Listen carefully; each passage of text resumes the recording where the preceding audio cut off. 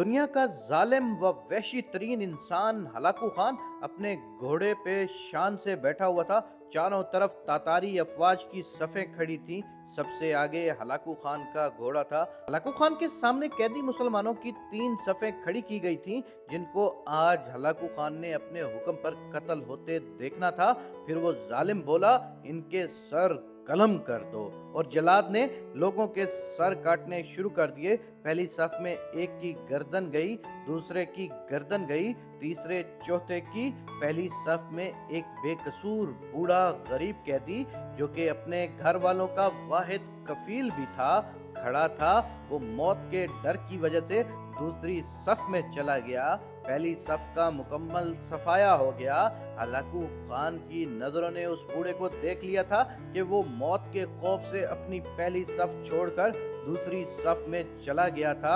Hulagu Khan घोड़े पे बैठा हुआ, हाथ में ताकतवर गुर्ज लिए उछाल कर उससे खेल रहा था और मुसलमानों के कत्ल का मंजर देखकर उस खेल से खुद को खुश कर रहा था। जल्लादों ने दूसरी सफ पे तलवार के वार शुरू किए। गर्दनें आन की आन में गिरने लगीं। जल्लाद तलवार चला रहे थे और खून के फवारे उछल उछल कर जमीन पर गिर रहे थे। उस बूढ़े बाबा ने जब देखा कि दूसरी सफ के लोगों की गर्दनें कटकर उसकी बारी बहुत जल्द आने वाली है, तो वो भागकर तीसरी सफ में खड़ा हो गया। हलाकू खान की नजरें बूढ़े पर जमी हुई थीं कि अब तो तीसरी सफ आखिरी है, इसके बाद ये कहाँ छुपने की कोशिश करेगा। उस बेवकूफ बुड्ढे को मेरी तलवार से कौन बचा सकता है? मैंने लाखों इंसान मार दिए, तो ये कब तक बचेगा? तीसरी सफ पे जल्लादों की तलवार बिजली बनकर गिर रही थी। हलाकू खान की नजरें मुसलसल उस बूढ़े पे थीं कि कैसे वो बेचैन होकर मौत की वजह से बेकरार है। तीसरी सफ के इंसानों की गर्दनें गिर रही थीं। जल्लाद बिजली की सी तेजी से उस बूढ़े बाबा को पहुंचा तो हलाकू खान की आवाज गूंजी, रुक जाओ, इसको अभी कुछ मत कहो। बाबा बता, पहली सफ से दूसरी सफ में भाग आया, जब वो खत्म हुई तो तीसरी सफ में भाग आया। बाबा अब बता, पीछे तो कोई और सफ भी नहीं बची, अब तो भागकर कहाँ जाएगा? अब तुझे मुझसे कौन बचाएगा? उस बूढ़े ने आसमान की तरफ देखा और कहा, मैंने पहली सफ को इसलिए छोड़ा कि शायद मैं दूसरी में बच जाऊं, लेकिन मौत वहां भी पहुंची। फिर मैं दूसरी सफ को छोड़ दिया कि शायद तीसरी में बच जाऊं। हलाकू ने गुर्ज को हाथ में उछालते हुए कहा, बाबा कैसी खामख्याली में है, ये कैसी बेकी बातें कर रहे हो?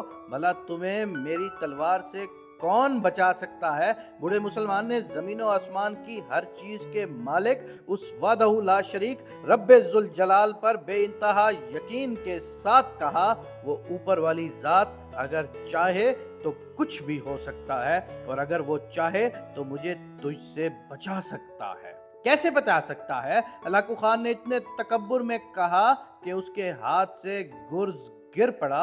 हलाकू खान चाबकदस्त, होशियार, जंगजू और चालाक इंसान था। हलाकू खान घोड़े के ऊपर बैठे बैठे गिरे हुए गुर्ज को उठाने के लिए खुद को झुकाता है कि जमीन पर गिरने से पहले वो उसे हवा में ही पकड़ ले।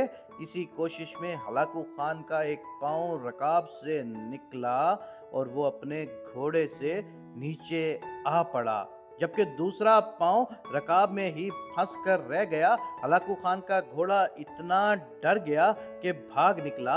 हलाकू खान ने खुद को बचाने की बड़ी कोशिश की, लश्कर भी हरकत में आ गया, लेकिन घोड़ा इतना ताकतवर था कि किसी के काबू में ना आया। वो हलाकू को पत्थरों में घसीट घसीट कर भगाता रहा, यहाँ तक कि हलाकू का सर पत्थरों से पटक पटक कर इस कदर लहूलुहान हो गया कि उसकी रूह चंद ही मिनटों में अपने उसी तकब्बुर भरे वजूद को छोड़कर जहन्नुम रसीद हो गई। लश्कर ने जब बेइंतहा कोशिशों के बाद हलाकू खान के ताकतवर घोड़े को काबू किया तो उस वक्त तक उसका सर बुरे तरीके से कुचला जा चुका था।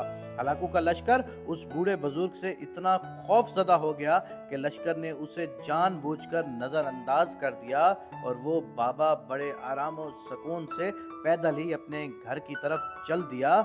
मजलूम की आह से डरो, क्योंकि जब वो अल्लाह से रजू करता है तो कबूलियत बहुत दूर से उसका इस्तकबाल करने आती है। अल्लाह अकबर, अल्लाह अकबर, अल्लाह बहुत बड़ा है।